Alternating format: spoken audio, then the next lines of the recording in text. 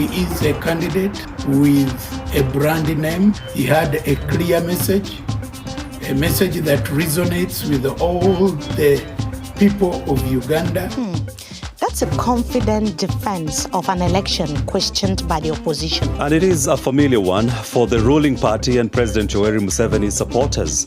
All is going well in Uganda as long as there is no visible chaos. But that raises a deeper question.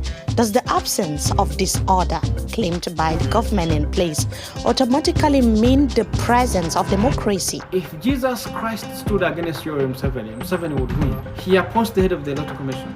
His son is the head of the defense forces. He appoints the head of the police. If Jesus came to stand against Museveni in this election, the incumbent would win. And that's a clearly different reading of the same event. Completely, where the government sees stability and the opposition sees fear. But another question is, whose experience defines democracy? The states or the citizens? I'm selling food. I'm getting a lot of money because of my peace. Our president, Yoweri Museveni, hoye! For me, I believe in change, and I want change.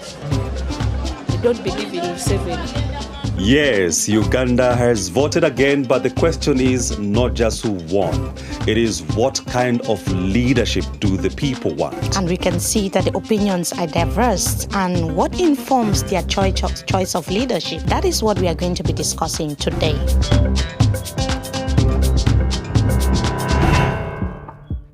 Hello and a very warm welcome. My name is George Okachi. And I am Mefo Newuh. This is Under the Baobab, the show where we make complex issues personal. Yes, we make complex issues personal every Friday. We sit down with policy makers, politicians, and African leaders to break down the issues that matter the most. And what we urge from you is to subscribe and be part of the community by just contributing to the conversation we have here. And please be part of that conversation. We want to see you liking, sharing, hitting the subscribe button and commenting. Yes, and this week we examine Uganda's latest election through two sharply different lenses, Mimi, I should say. Right, because we are having two different people. On the show today we have Mr. Fredrick Sebalu. He is a strong mobilizer for President Yoweri Museveni and a former Member of Parliament in Uganda. Yes, a very critical figure in the campaign of President Museveni. And also we will be speaking to Yusuf Sserunkuuma, a political figure who has frequently questioned the electoral credibility in Uganda. And it was very important that we bring both sides to hear from them. But before we talk to our guest, George, I want to actually pause here for a second. Yes. And just speak with you as a Ugandan. Speak with me. Yes, speak with you. We've talked about politics, we've talked about statistics. I mean, in our previous coverage of Uganda and the elections, even before the election, we've talked about the numbers. But I really just wanted to ask you personally, how do you feel after the election? The feeling among many Ugandans, and I included, is that what is now going to happen next after this? That is the general feeling. Did you have a preferred candidate, and did your candidate win? I wouldn't say that I had a preferred candidate, and if I indeed had one, that would be a secret, you know. Maybe yes or no, but did your preferred candidate win? No, not at all. I was not really keenly invested in terms of, a preferred candidate. But what I was really keen on is my constituency, who are the young people who have not seen any change, who have been yearning for anything different. My feeling was if they could make that statement during the voting exercise, because I didn't participate during the voting exercise. So my expectation was the reflection of what people were saying on the ground was what would have been, the reality. From my part, watching from afar as a non-Ugandan, because an election that is taking place when the opposition are feeling scared, people are being arrested, even Bobi Wine feeling unsafe and had to go into hiding after the election. Those are already clear indications that a lot of things went wrong, that government was, and many things that the government was trying to avoid. Yes, so and I mean, this, that successful Yeah, that you just talked about. Definitely. If you were talking about the exercise in itself, because it came to a conclusion and a winner has been declared, and the mood is that, we have to move on definitely. But the fundamental issues that you're raising are things that Ugandans must discuss going forward. Issues of, freedoms and, an expanded space for political and fair political participation. These are issues and very fundamental issues that Ugandans must now discuss going forward. But to me, those are things that actually put an election to question. But let us hear from our guests, Mr. Yusuf and Mr. Sebalu, what they think about the conduct, the general conduct of the election in Uganda. Was it free and fair? From your assessment, what kind of election has Uganda just experienced, and what does it tell us about the state of the country's democracy? We start speaking, lessons from 2026 against 2021. I think it's too early to do that. But if you look at the campaigns, I think fairly speaking, to be fair, I think this has been slightly more peaceful. I think the violence has become structural and hidden more than it was in 2021. But I think the people in power have taken lessons from 2021, and the violence has become more disguised, more hidden, that you can see it. So they are easily picking up people and throwing them in jail. The security agents are able to do things way before the violence can become latent. So between 2021 and 2026 is that the security people have taken lessons from what they did in 2021, that they had, this sort of senseless violence on the streets of Kampala, that now they've learned to have it within the system, It's through the structure of the law, the security forces, that, they don't enter into moments of senseless violence. The opposition in Uganda and some observers have raised concerns about the fairness and transparency of the election. How is the government responding to these claims? Yeah, it's good you've used the word allegation, and I want to take you on that. It is an allegation. There is no evidence. The electoral process was managed in a transparent environment, and definitely Uganda has been on record, and the NRM government has taken time to try and keep improving the electoral processes, making them much more transparent, much more accountable.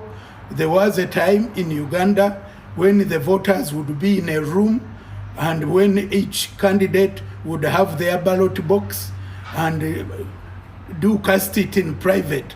But progressively, every other election, methods of improving accountability have been put on the floor.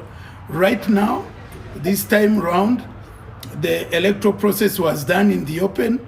Someone would get their ballot, you go tick it, and you move away. You look into the voter register, your name is called, and you're allowed to go and cast your ballot. But sir, I beg to differ that there were reports of intimidations and internet shutdown, heavy security deployment during and even after the election. Can you justify that this environment was safe and peaceful for voters? No. I think the environment was conducive, and all those that wanted to use their rights of deciding a leader came out.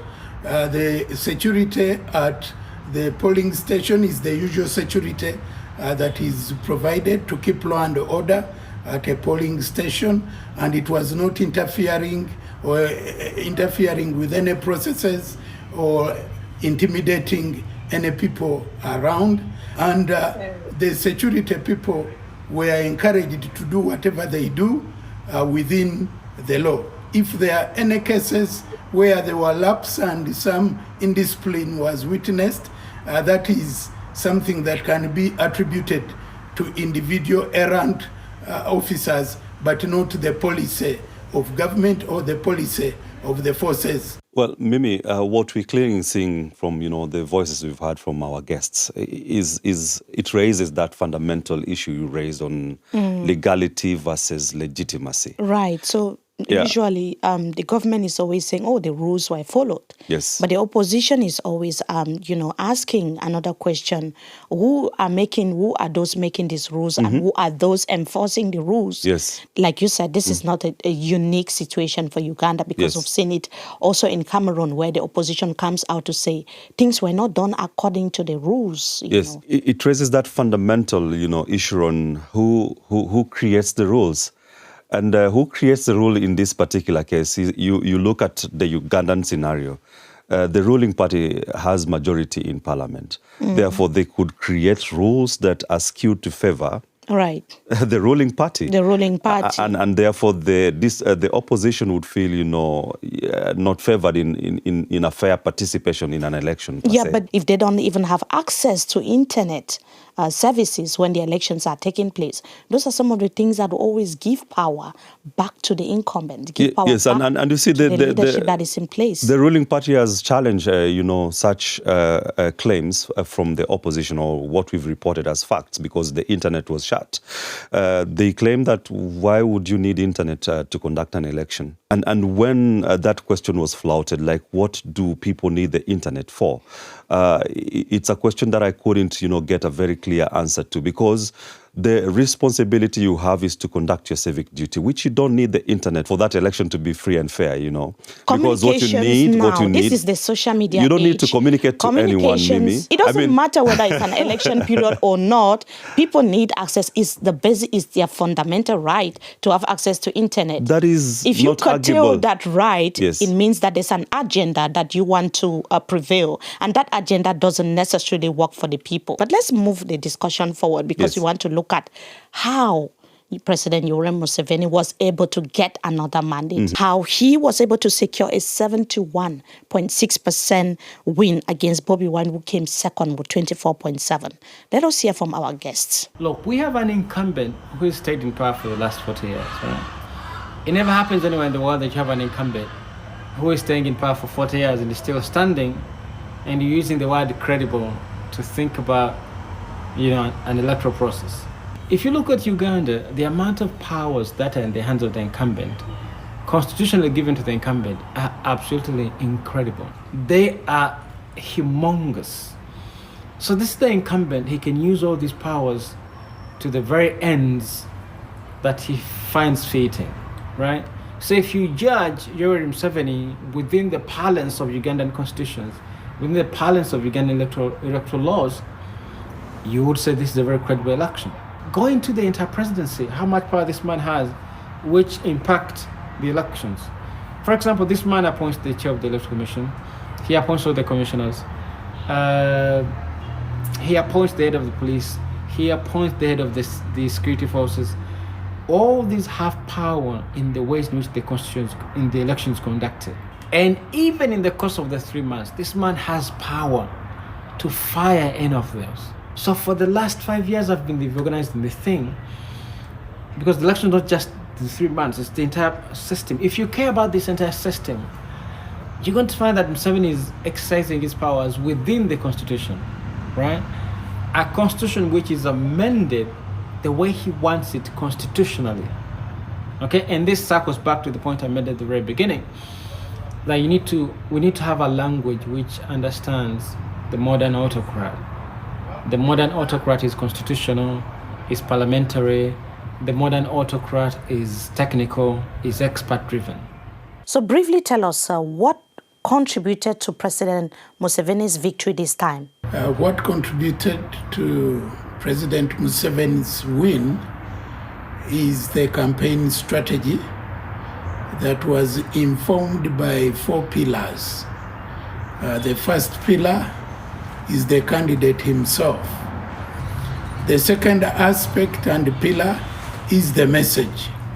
He had a clear message, a message that resonates with all the people of Uganda, and the mantra was protecting the gains.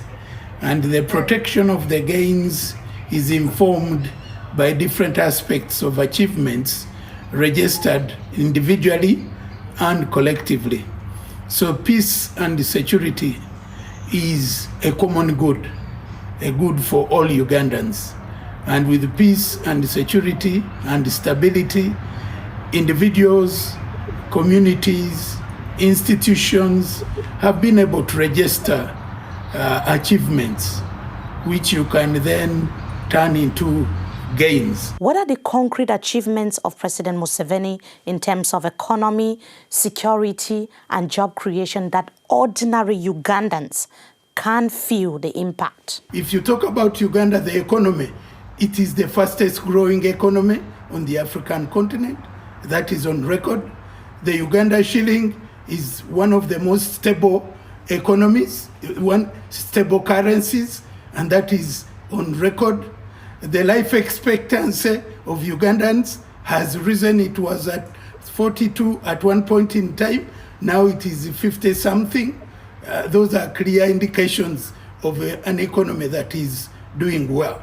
And when you go in the countryside, people are engaged in gainful business, gainful work. The job sector, the industrialization has expanded, and through that, employment has expanded. What is the government doing specifically to address youth unemployment? Essentially, it is not government to create jobs, but government to create an enabling environment that allows the private sector to expand, that allows individuals with innovation and good ideas to be supported with the incubation and capacity to turn their dreams into reality. That happens everywhere, and Uganda is no exception. It is the private sector, and the private sector is growing, is expanding, and it is generating jobs. But on top of that, the government has also come up with programs to skill, but also to support young people that are creative and have been able to come up with activities that can generate work for themselves. Of course, Sebalu is a staunch supporter of President Museveni, and he's talking about stability and for a country with, painful past, detailed in statistics, but maybe not a reality for many Ugandans. Yes, because I've been speaking to many Ugandans who are saying that the numbers are quickly advanced because they would also use, statistics from the World Bank and so on.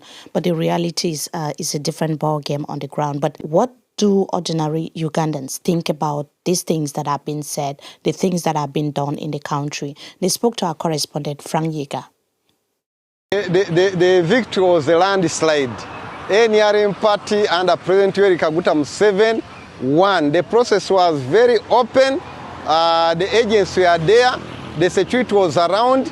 They never disturbed anyone. So those who are complaining, I want to advise them, let them join President Yoweri Kaguta Museveni and the NRM party so that we can work for the development of our nation instead of lamenting. For me, I believe in change, and I want change. I don't believe in Museveni. I love him because I was poor. I'm selling this trailer of matoke, 150 bunches a day, and I'm earning my money, and my kids are schooling in good schools, international schools. And I'm speaking English because my president is the one who taught me. I did not go to school. I went to school when I was older. Now I'm speaking English. I'm selling food. I'm getting a lot of money because of my peace. Our president, Yoweri Kaguta Museveni, hoye! I would love to see another government. I would love to see another ruler and another leader, because I was born in this regime. It was not very bad because for us, as we go to school, we studied our long history ago. We had no peace, we had no security. Everything was not quite good like it is right now. Let's create more job opportunities for the youth. I'm a lucky one that is already having one, but I wouldn't say I'm really happy to see my fellow youth, most of them that don't have jobs. I feel really it is very, very unfair for them. So the oppositions or the voices are actually diverse, yes. and Ugandans that we can hear. But I just wanted to speak, as someone that I've been observing, looking at the situation in Uganda, which is not very different from, what we see in Cameroon. After an election, there are always disputes and people complaining. Is there development in terms of the transport system, in terms of, job opportunities, in terms of generally, are people being well paid in Uganda? These are some of the questions I ask myself. And it's a fair enough question, Mimi, and it depends who you are asking this particular question. As you've seen clearly, NRM supporters would say that they are feeling the presence of government. They are feeling that this is a government that it is working. They are in support of the numbers that the government is, churning out in terms of track record. Yeah. But if you asked an opposition supporter, they would have a different story altogether. So the question is the development in Uganda being felt, generally and equally in the entire country? Not just that. How are the opposition party members treated? They are arrested. They are, their voices are being suppressed. They are not allowed to express themselves freely, which is generally the situation in Uganda and makes the atmosphere so uncomfortable for the people to, to move about freely, to talk freely. Bobi Wine now, for instance, has to be in hiding. His family, he's complaining that his relatives are under surveillance. His home is under surveillance. And we also have General Muhoozi saying online that Bobi Wine is going to be arrested. Is there really democracy and freedom of expression in Uganda? Yes, and people who are asking that question are, have a right to do so, Mimi, and because of the trends that have already been shown. And the government in some way has operated, in impunity in terms of intimidating opposition supporters. We've tried to interrogate why this is happening, and the only party that is allowed to, maneuver freely within the country is the ruling party. And this is something that Ugandans must sit down and see how we can get a fix into it going forward. Yes, you're speaking like it's easy for Ugandans to just sit and discuss it and see it happening. But let us find out, is the opposition free in Uganda? And is the government also scared of the opposition? That is a conversation that we had with our guests. No, I wouldn't say that the government is scared, because Ugandans are enjoying peace. Ugandans are enjoying all their freedoms, and Uganda is a free country that cannot be afraid of its own citizens unless people have questions to answer to do with the breaking of the law.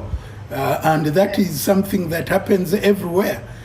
Even in the most advanced countries, being opposition does not guarantee that when you break the law, then the long arm of the law will not catch up with you. So I just want to believe that government is not afraid of its people. The government is proud of its people and would enjoy seeing them enjoying all their freedoms. How do you explain the arrest of opposition figures and claims of surveillance against critics of the government? No, I don't want to take your narrative, because you seem to have maybe a position that I don't share with you. But I think government has a right to keep law and order and to govern within the precincts of the law. Mr. Yusuf, tell us, under the current political system, can elections still realistically function as a pathway to change in Uganda? No. 120% no. And I think the danger is that elections are not organic to Uganda. That's the danger. They're not organic to Uganda. When we go through an election, we don't go through an election because the incumbent wants to be accountable to Ugandans. He's accountable to his Western backers, because the Western backers are so obsessed with the democratically elected president. So they force it onto him to organize an election so that he can be democratically elected. So they compromise everything in governance and leadership just to get the end of a democratically elected president who will enable the Western world to access resources of those countries. Okay, I hope you understand this, that we're going to this thing called democratic elections because the president has to be democratically elected to enable them access, to enable his Western backers access to our resources in a way that is binding to the future generations. You know, we have gambled with elections for a very long time, for 30 years now, since 1996. We've gambled with elections, and I think it's now very clear that, you know, if you are looking for change, it can't come through election. As long as Museveni has breath in his body, as long as he still wants to stand, he will stand and win this election. So basically, they don't mean anything. So when the discussion is heated, what do we do under the Baobab? Always we move aside, and we definitely want to know our guests on the other side, and we do that under the rapid fire questions segment.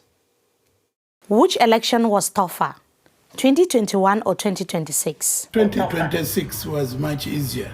2021. In one word, how will you describe the 2026 presidential election? Nervous. Progressive.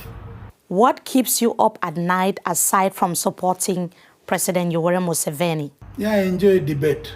What keeps you up at night other than politics? Museveni dying in office.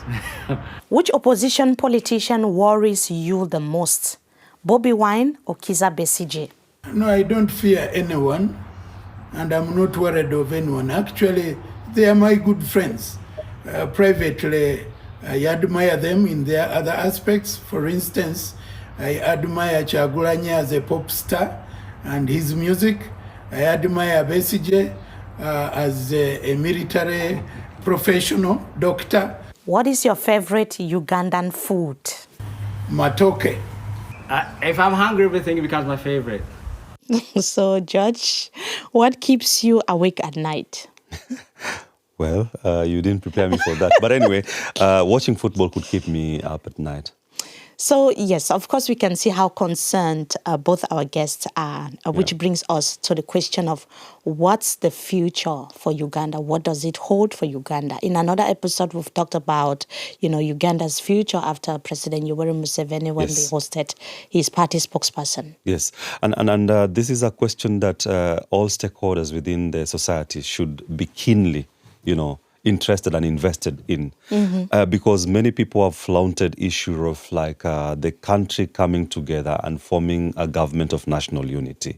But also critically, what is the future of Uganda post-President Museveni? Because people have known President Museveni since 40 years ago, and now they have to put up with him for another 5 years. So what is the future of Uganda post-President Museveni? A very good question, because there are also talks of change. Is it change within the NRM or complete change of the entire system? Let us hear what the way forward for Uganda is from our guests. Uganda has a bright future, and we should be comfortable that there is a future even beyond President Museveni. If you ask me at a very personal level, my problem is not Museveni failing to deliver to Ugandans. My problem is him dying in office. So that's my major, and I think to Museveni's selfishness. Museveni has been so selfish that if you've been president for the last 40 years, at some point you have to realize that I can't carry on forever. When you ask me what looks like a logical transition, it's at that moment where either when Museveni still has life in his body, he appoints a successor. He says so-and-so is going to be the president next. It's sort of ironical that we have reached that level, that the only guy who's holding Uganda together is Yoweri Museveni. It's a sad thing to admit, but he's the only guy holding Uganda together. So it will still have to come back to him to say, if Uganda doesn't have to disintegrate when he suddenly disappears off the scene, we'll have to ask him to give this country a chance when he still can. Interesting. So today we had a very important conversation, and we examined the elections in Uganda by placing competing narratives side by side. The ruling party's claim of stability and order, the opposition's account of repression, and the voices of ordinary Ugandans caught between, these two opposition and also the government. Because an election is not just about who wins, but how power is exercised. Yes, and beyond Uganda, this conversation mirrors debates, I should say, playing out across Africa about leadership longevity, the use of state power, voter fear versus voter choice, and whether elections still offer a real pathway for change. And these issues go to the heart of democracy itself.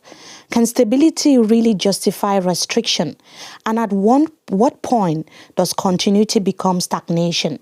If you are interested in conversations like this, we believe you do because you watched this program to this point.